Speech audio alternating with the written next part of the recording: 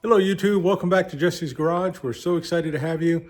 During this video, we're going to be looking at some of the finds that we had in the auction. So if you've been following along, you'll notice that we've bid on an auction, had some snap-on ratchets, and that's what we're going to be looking at. So we're excited to be able to go through and to see what we can do to review them and to restore them as well. So I'm going to walk you through our process of what I do. Not necessarily it's the best way, because there's so many good people out there that are doing phenomenal work. But I just thought I'd walk you through what I do, some of the tools that I have, some of the things that I've learned from you fine people out in the YouTube world, and how I've applied them here in the garage. So let's get started. Let's look and see what we have that we collected on our latest auction haul. Okay, welcome back. So on our bench here that we have a bunch of snap-on, and then we also have an ESCO ratchet as well. So we're going to look into some of these a little bit more. On this end, we also have a Proto Los Angeles, and so half-inch drive. So that was part of one of our finds that we had. We have this old Craftsman, and so you can look at that. And then this one is that butterfly handle. These have eluded me for quite some time, but as of late, it seems like they kind of run in a spur. I've kind of ran into a few of these, but you can tell just how grimy and how bad these are. In fact, this one here, it barely, you can tell how dry it is. And so on the Proto, that one actually sounds really good. So we flip the lever. Yeah, sounds good both ways. The ESCO, I can get it barely on one side, and this side, there you go. I got it opened up again. So, but this one's going to need a lot of work. And then, as you have noticed, that we got into some snap-on. That's part of the reason why I do that. Now, you've heard me say that I'm kind of a sucker for these old snap-ons. Not that I use them, it's just for a matter of collection. So I just think that they're neat. My dad had one, and so I just kind of stuck true and dear to my heart, and I've just been collecting a little bit there, here and there. Now this one here, if you can read it, is an MV71. So it has a little bit of rust up here, a little bit on the lever. The backside looks pretty decent though. But this guy, if you recall in some of the previous videos, he loved to paint everything that he had yellow. And so this one here, not quite as good a condition. So this one here has a little bit more than just surface rust. The chrome is starting to come off there. And so we're going to see what we have to do there. In fact, if I run my finger over it, I can feel that chrome just wanting to peel up there. So that'll be a good way for us to kind of see what we're doing here. Of course, we have a 3/8, and this is going to be the FV71. So this one here has chrome right along, or well, it has chrome obviously, but it has some surface rust right along the sides as well.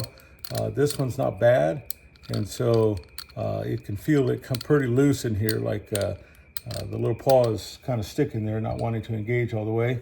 This one here is not painted, incidentally, and so as we go through this one here, you can tell the click is a lot deeper on this one here. So if I can get it to flip over, there we go. So we can tell this one is just bone dry. So we're going to look at that. And incidentally, this is an FV71 as well. And then we got a couple other half-inch ratchets here. And both of them, incidentally, are going to be the number 71M snap-ons. And so it'll be kind of interesting to see what we do with this one here. It looks like somebody painted this one gray. We're going to take this apart, and we're going to see how it works. This is pretty a low tooth. But I kind of like that. I kind of love the sound of it, and I'm just anxious to see how these turn out here. And then here's our other one here. So this guy was getting a little decorative here with the white, red, and yellow, it looks like, and then the patina that's on it as well. Now, some people don't like to restore them. They like to just leave them as is. I like them both ways. And so one of these days on a future video, I'll show you some of my other ones that I've kind of left in its patina fashion, and then we'll kind of show you what we've done at the end of those as well. But this is our lineup, and so we're not going to restore them all at one time. We're just going to pick one. As we go through and we pick this, Maybe we'll do one and then we'll do two. Maybe we'll do three. So one snap-on, maybe we'll do one of these and then this butterfly one. And we won't do it all in this video. Maybe it'll be kind of a three-part video here, or three different videos. So as we go through and look at this, I think let's, I tell you what, let's start off with the Proto Los Angeles. How about that?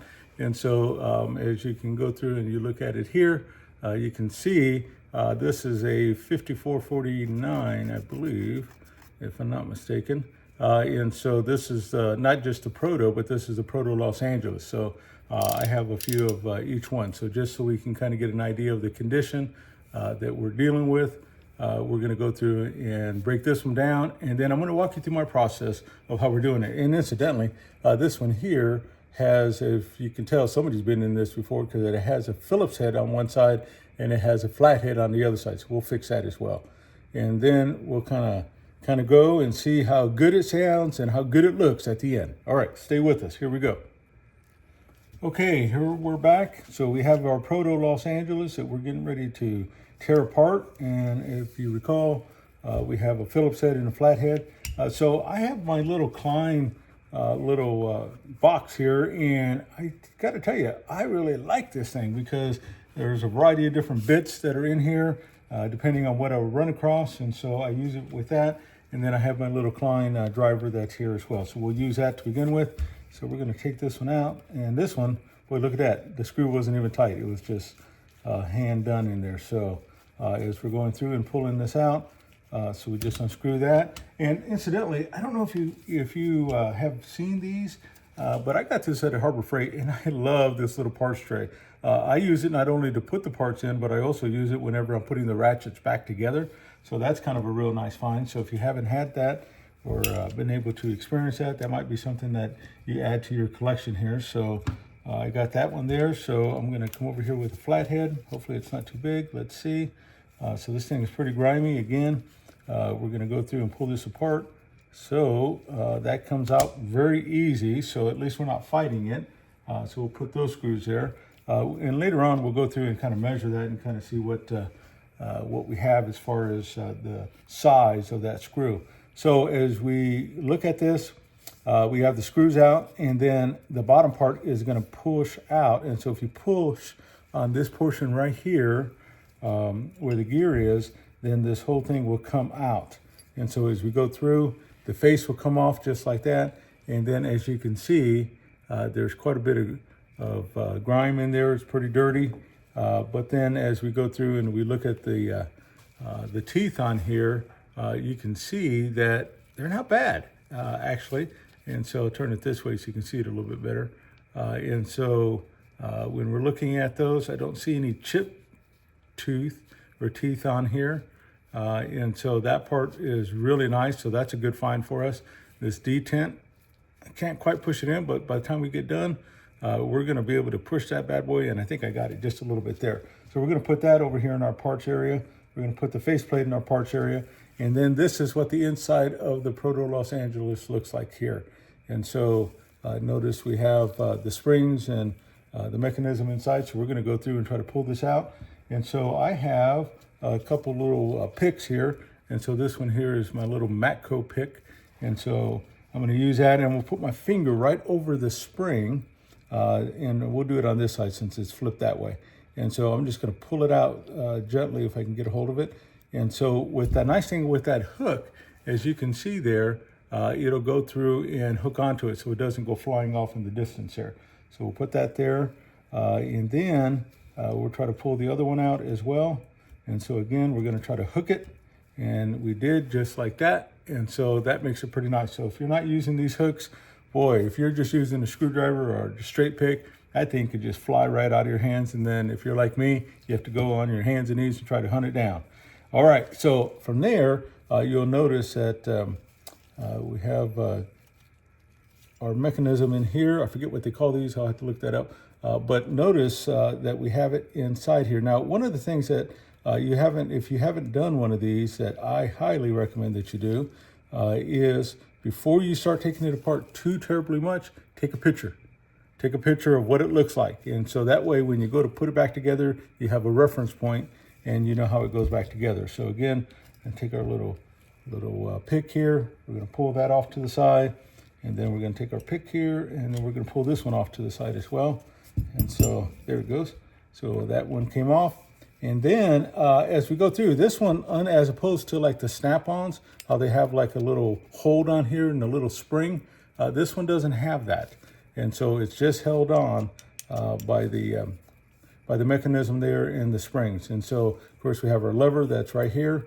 And so this one is peened over pretty good. So we probably are not going to mess with that. We're just going to leave it and see how good it's going to turn out if we just try to clean it up. All right, so this is step one, tearing it down. This is about as far as we're going to take this one here. And so I'm excited because this one has all kinds of old grease and grime and oil and whatever else people put in it. And then again, just one last look here. So as we go through and get ready to give this thing a bath. So step two is giving it a bath. All right, let's go get set up for that. All right, friends, so we're back over here at my ultrasonic cleaner that we have here. I'm using the Creeworks, and I always like to, just a note, I always like to set it at 60 degrees. Notice it says flashing at 44. Hopefully you can see that on screen. And so I like to get it up there, pretty decent temperature, really let it kind of soak this bad boy in. And what it's going to do, it doesn't do really anything for the rust, not too much anyways, but it does get in here and clean out all of this grease and grime, all of that. It tends to get it all cleaned up, even in like these little areas right in here where it makes it a little bit harder to get in there with a regular tool. So it'll clean that up. It'll take everything on here. So from there, then we're going to take it and put it into our Evapo-Rust. And so that's going to finish taking off all the rust, and then that'll take it down to bare metal. And well, I say bare metal, it'll take all the rust off, and then we'll see what we have to work with and go from there. So one of the things I like to do is to also put everything into one of these little containers because of those little tiny springs. And so I have this little container that I drop all the little tiny parts into. And so we'll put those in there, the screws and the little paws, and then we're going to come in here and put the springs in. And then I close it up just like this, just so it makes it easier for me to get it out. And then from there, I'm going to slide this back. And so let's see if we can adjust the camera up just a tiny little bit. And so I'm going to drop this in, and then I always hook it off to the side over here. And so that way I don't have to go fishing for it. So there's one. And then the bigger parts we could have thrown in there as well. But I mean, they're easy enough to fish out. And so one last look, this is what it looks like. Sorry, my camera or my light's creating a shadow here. I don't have really good lighting here, so I set up a little tiny light. But then we're going to go through and drop these in. And so we'll just drop those into the ultrasonic cleaner, and then the same thing here. We're just going to drop that in, and then we're just going to go through and let that soak. Now from there, we'll go ahead and shut the lid, and I'll let that soak for just a little bit. But then I'll come in here, turn this up for about 10 minutes, and then I'll hit power on. And when I do, it's going to start making a lot of noise just because of the ultrasonic portion of it. So we'll cut away, and then we'll come back when we pull it out. Here we go. Okay, friends, we're back. As you can see, I've been letting this sit for just a little bit.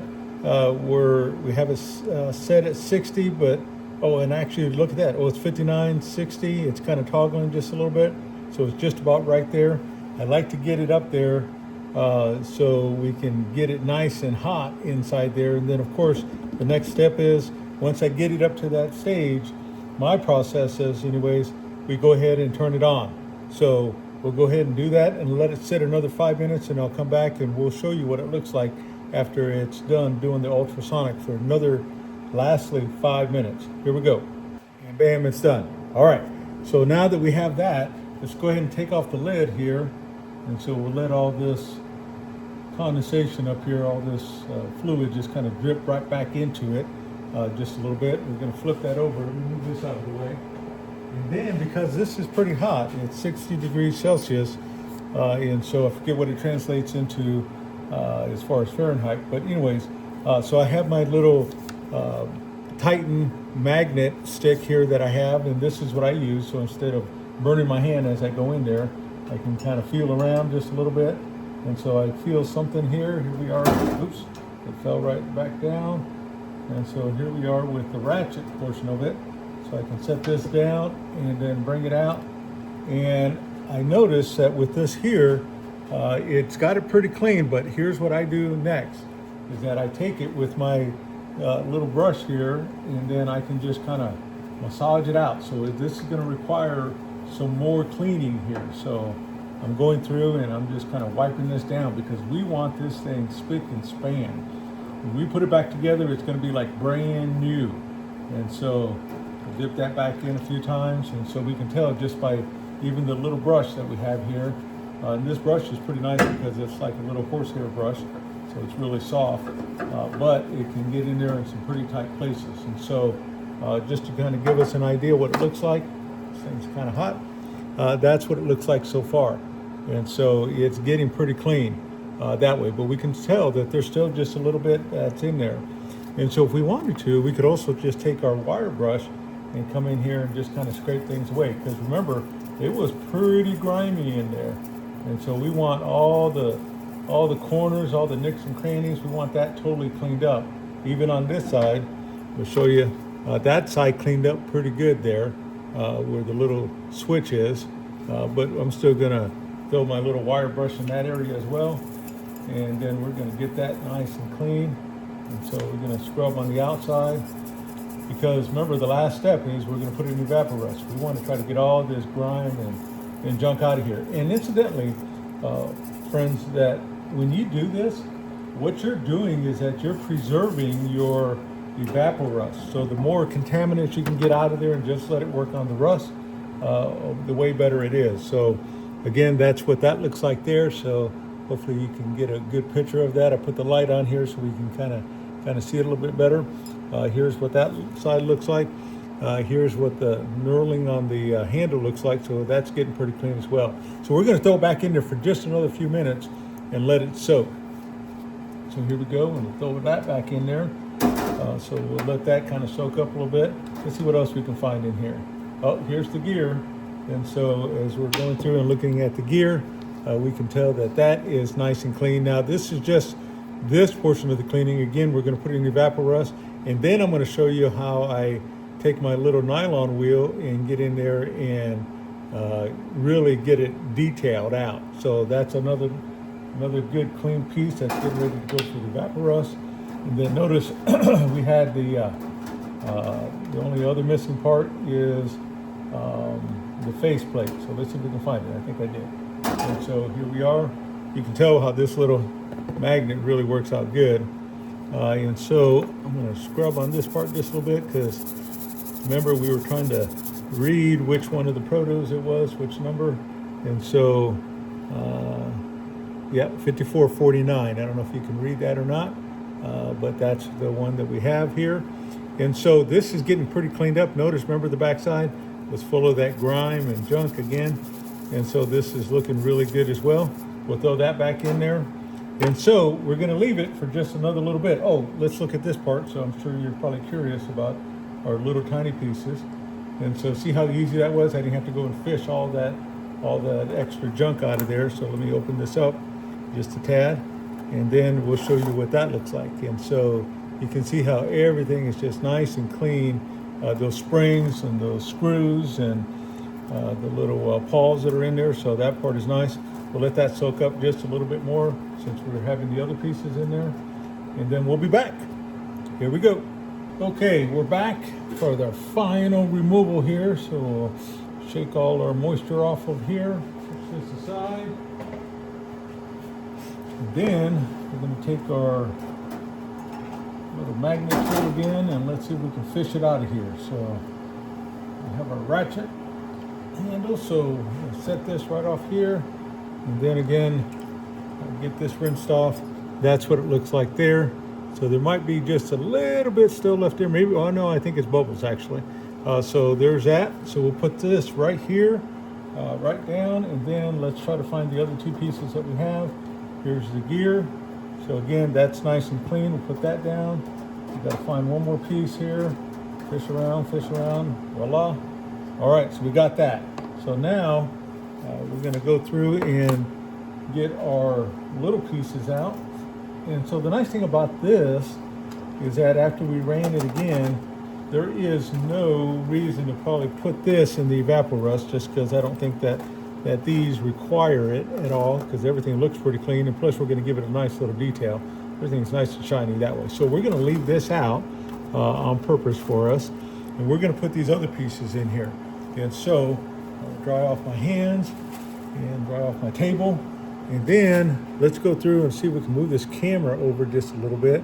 And so just to give you an idea of what we're getting ready to do. So I use these little Barberside jars, and they're really awesome. And the reason why I like them is because I can actually take my Ratchet, and now this one's a little bit too long, so I can do it in a different container where I can lay it down. But this is really nice in the respect that I can just lay it down in there. It gets most of it, so I flip it around. But this is really the real reason why I like it, is because I can take the gear or any other parts that I have. Again, I can lift it back up, and then I can just slide those in there. And so in the future, after they get done soaking in there, of course, I can pull the Ratchet out, and then I can pull these out without having to get dirty everywhere. And so that makes it really nice. So I don't know if you can see that. Hopefully you can. And so we're going to let that just soak right there. So that's our third step. First step, taking it down. Second step, giving it a bath. The third step, letting it soak in Evapo-Rust. So here we go. So we're going to pause it right here, and we'll come back when we pull everything out. Okay, we're on to our next step here. And our next step is to get everything out of the Evapo-Rust. Now, one of the things I wanted to point out to you, I'll show you a little closer up picture here with the Evapo-Rust. I already covered on the last section that I use these little Barberside containers because they have a little strainer at the bottom. But notice how clean it is. And the reason why it's still clean is because when we put it inside the ultrasonic cleaner and we gave it a hot bath, it took a lot of those contaminants off. So that is a pretty nice find for us. So this is how you can preserve your Evapo-Rust, because honestly, Evapo-Rust is not cheap. And so you want to try to preserve as much as you possibly can. So anyways, we'll let that drip right there. And then you can see just by looking at it, everything is nice and clean. There's no rust on this bad boy at all. And that's really what we want. We want that basis, right? And so we're going to go through and start cleaning this up. Now, one of the things I do from here is I take it and I dunk it in a bucket of water, and I kind of rinse off all the Evapo-Rust. And then that kind of gives us a little bit of a basis that way. So let me do that real quick, and I won't even take off camera here. So just dipping it in the water.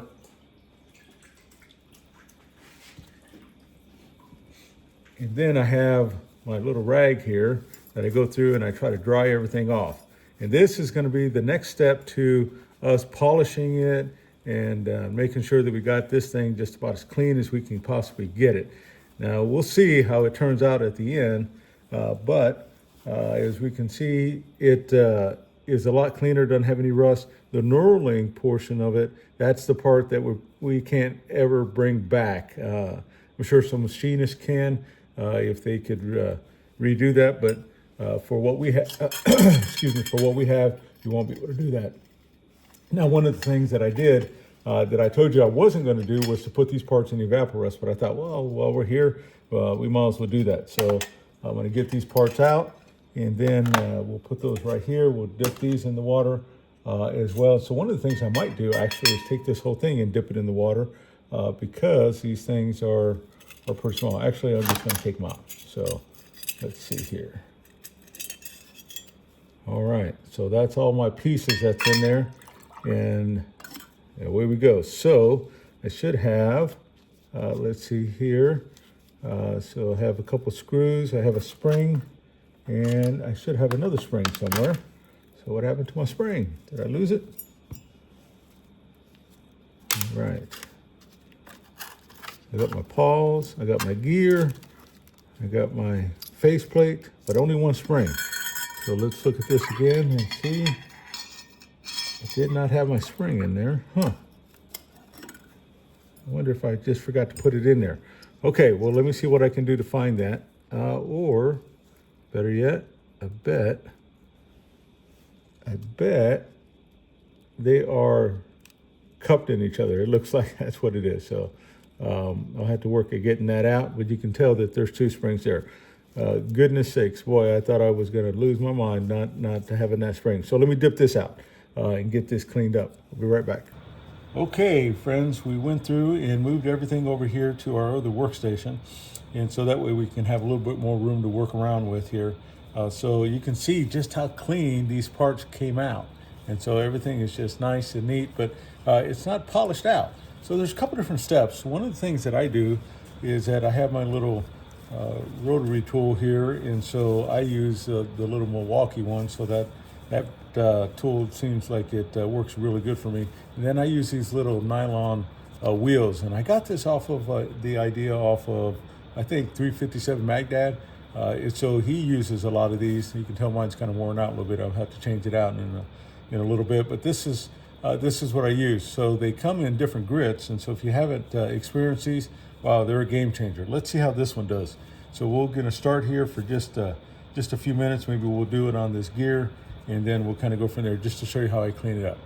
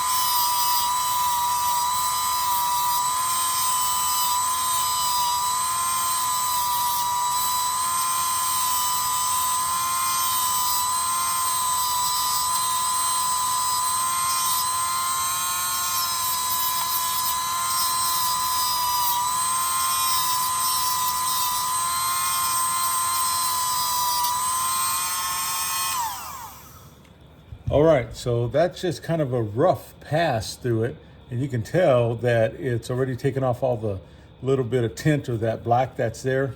So from here, I'm gonna go through and actually get in between all these teeth. So when we say we're gonna clean this bad boy, we're really gonna clean this. And so when we get in between all those teeth and we get all the nicks and crannies all the way around, this thing will be really fantastic. You can tell how this part is got that darkness to it, so we're going to go through and take this off. Let me do that real quick.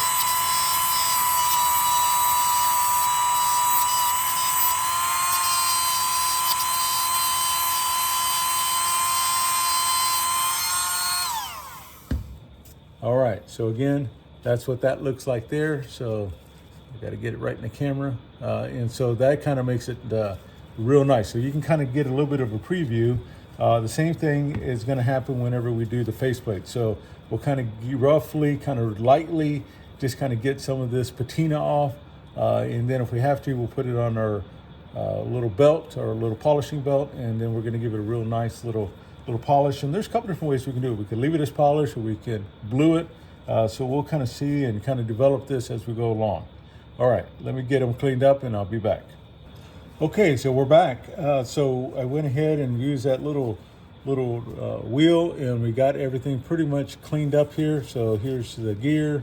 You can tell how cleaned up that is. And then here's the faceplate. And so the nice thing about the faceplate is that it cleaned up. We can read the words really well. So 5449 Proto, Los Angeles, manufactured USA.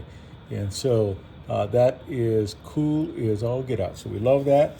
And so we're going to put that there. Again, we're going to probably pull it on the little polishing belts and kind of see how we go. And I won't do the whole gear this way on the polishing belt. We'll just do the faceplate just to kind of give it a real nice even look.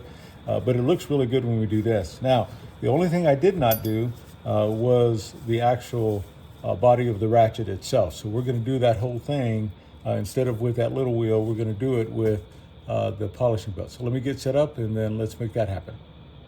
Okay, so we moved stations once again. Now we're over here with our little belt that we have here.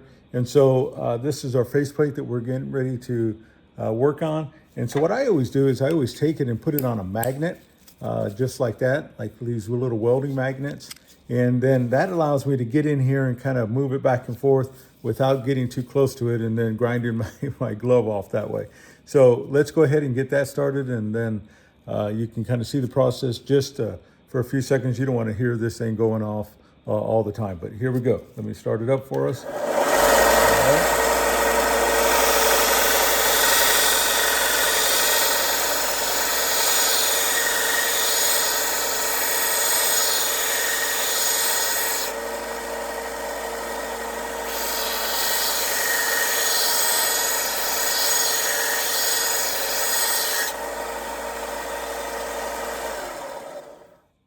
All right, so you can see it's already putting a real nice shine on that. Now you can tell that right there in the middle, it is not as shiny as around the outside edge, and that's probably because there's probably been a lot of pressure where this faceplate has kind of caved in just a little bit. But we might go over it just a few more times. We don't want to lose our print in here, right? So we want to be able to tell what this ratchet is. So we'll do it just a few more times, and then we're going to call this one good because we don't want to lose that labeling there. So here we go again.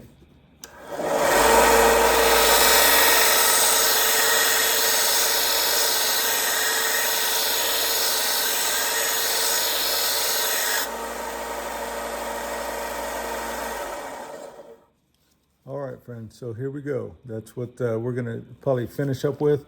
If it bothers me too bad, I may go in there and kind of use my little wire wheel and that little nylon bristle wheel, and then get in there and do that. But I think that's gonna be pretty all right for right now. So we'll take that off. And then incidentally, all around these edges, I'll use that other tool that we just used, right? So that'll be nice. And then remember we said we were gonna do this part. So here's the before picture that we have, and then let's do this.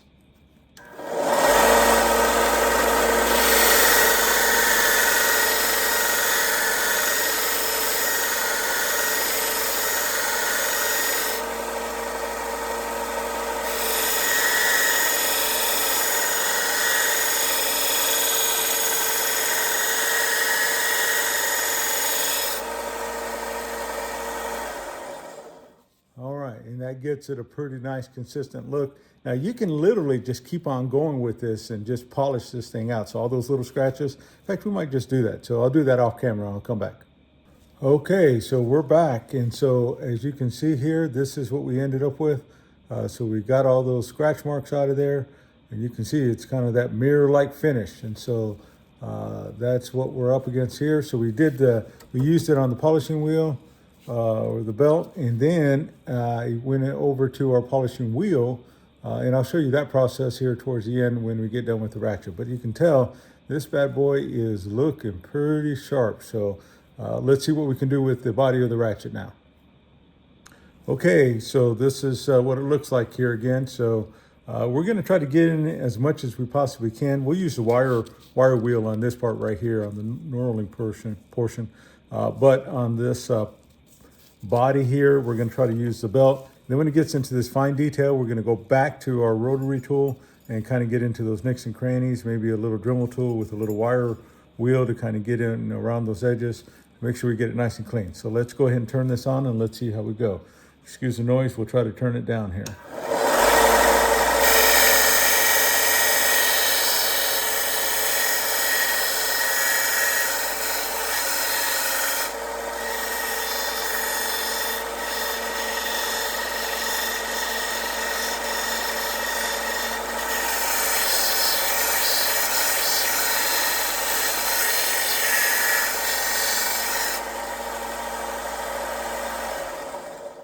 Okay, I wanted to pause for right here just a moment, and I only did this one little spot. Typically, I go back and forth all the way, just make sure we get a nice even portion here. But I wanted to show you the difference.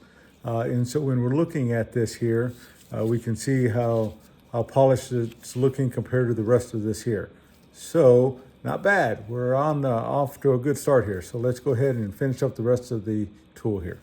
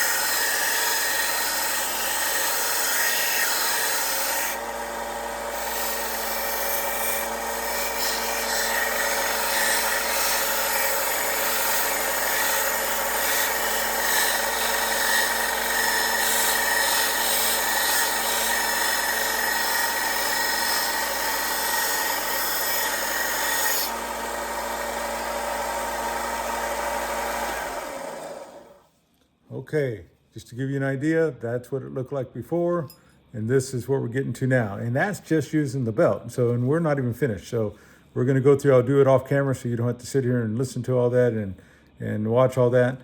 And then we'll come back on, okay?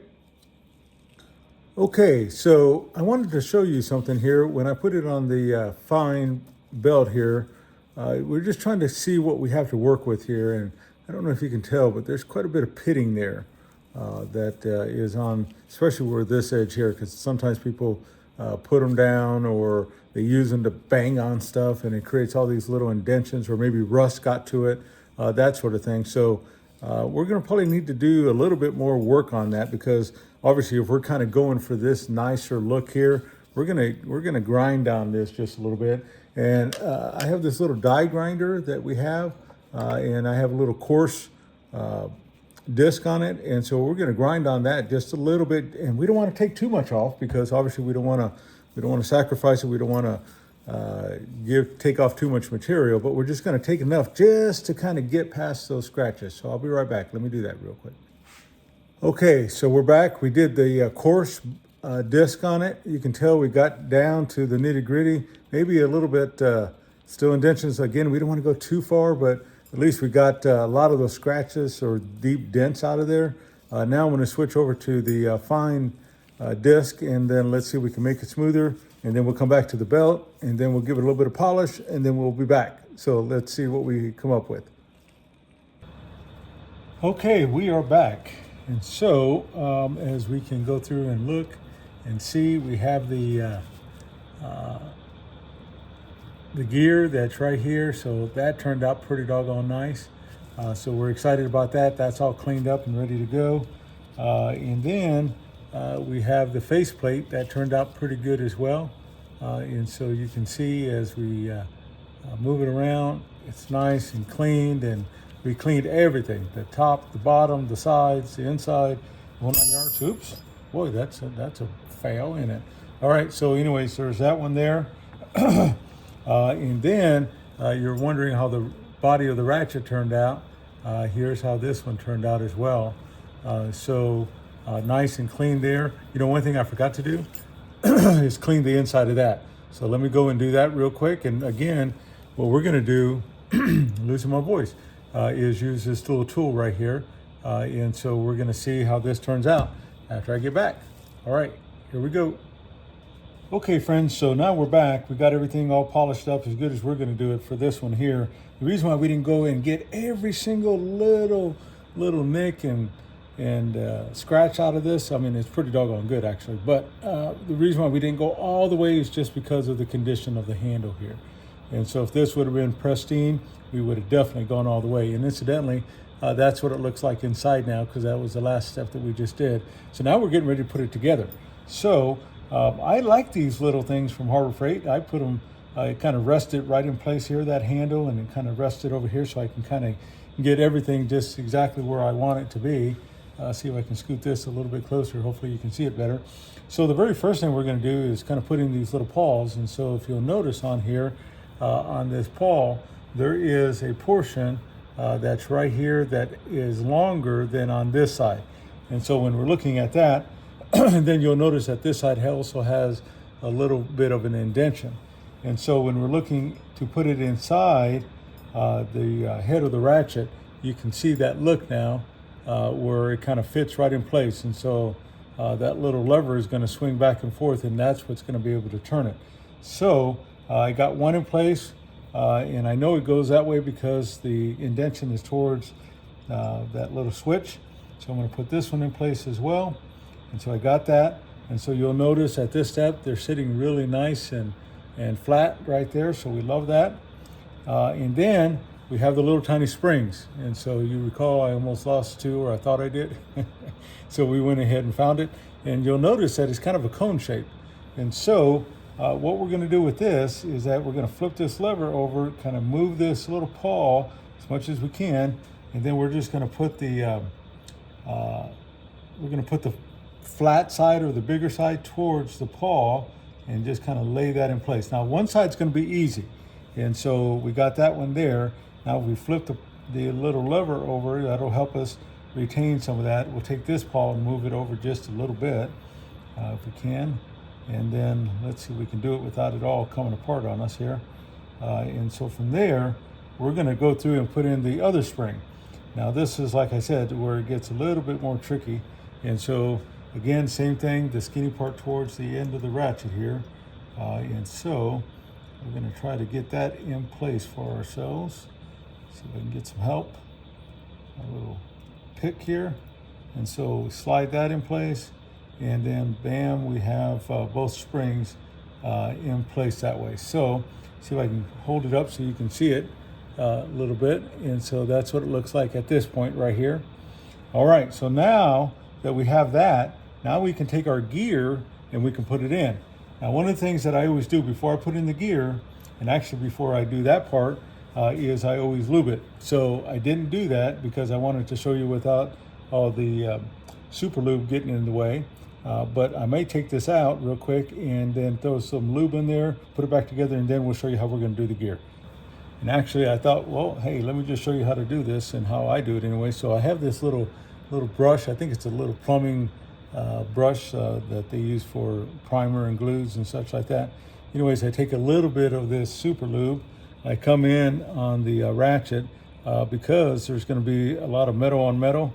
And we want it to run as smooth as possible. So I'm just kind of coming in, and don't need a lot. We just need to be able to coat everything so that way everything will run real nice and smooth. And that's what I love about this little brush, is that it allows me to kind of get into all these little places here.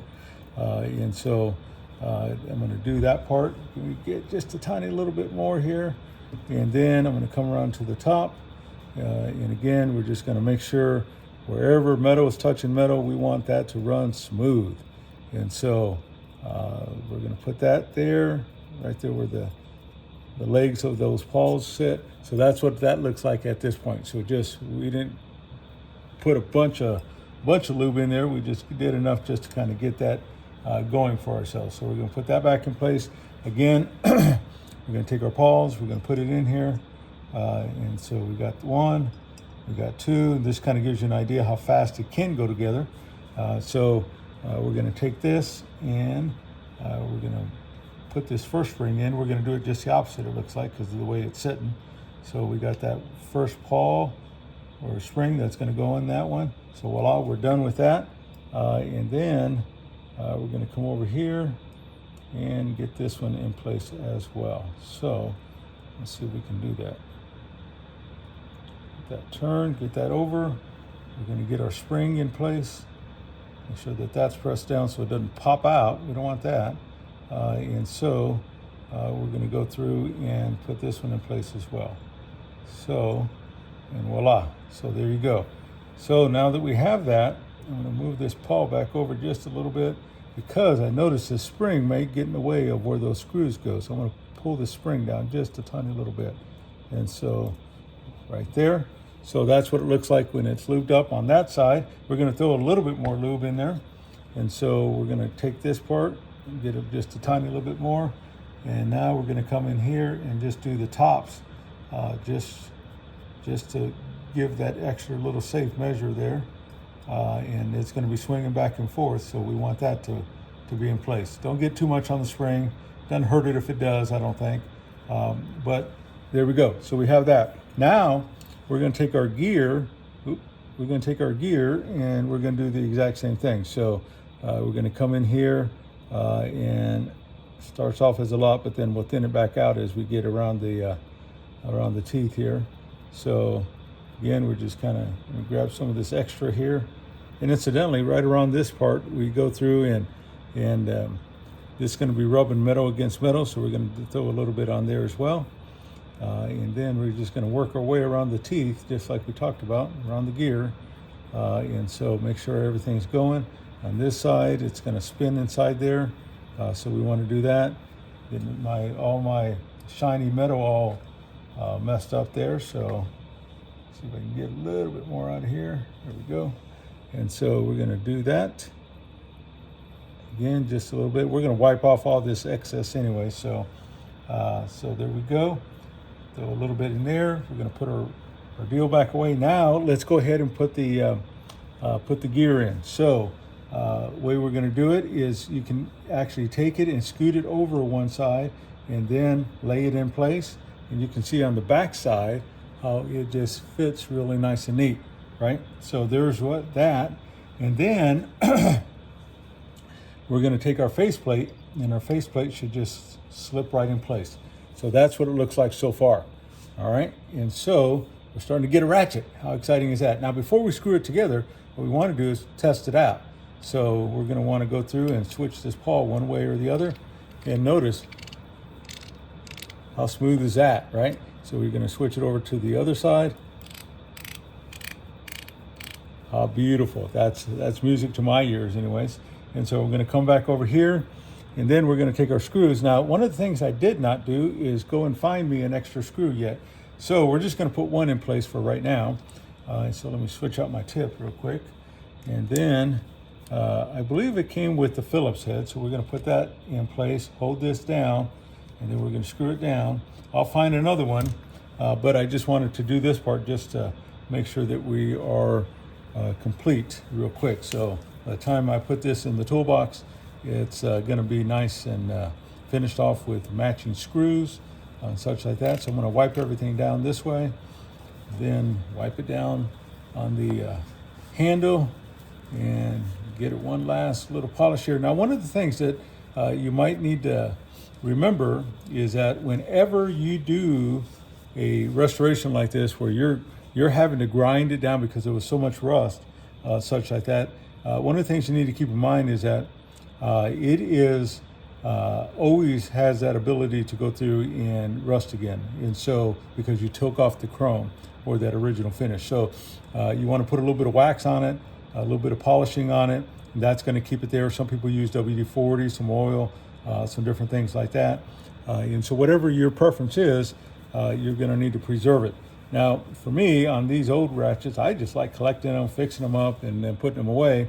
And I can use them whenever I want to. But in all reality, it probably just is more for show for me. But anyways, again, how smooth is that? That just nice. I love that. But anyways, there's your finished product. Hopefully you like that. Hopefully you maybe took away a tip or two. I know I have from all the different YouTubers that I've seen on TV. Love that. So again, this is the Proto 5449 Los Angeles. And so we're excited. Thank you very much for watching. If you have any tips for me, I'm always happy to learn. Put it in the comment section below, and I'm happy to go through and to do that. So again, thank you very much, and we'll see you on the next video.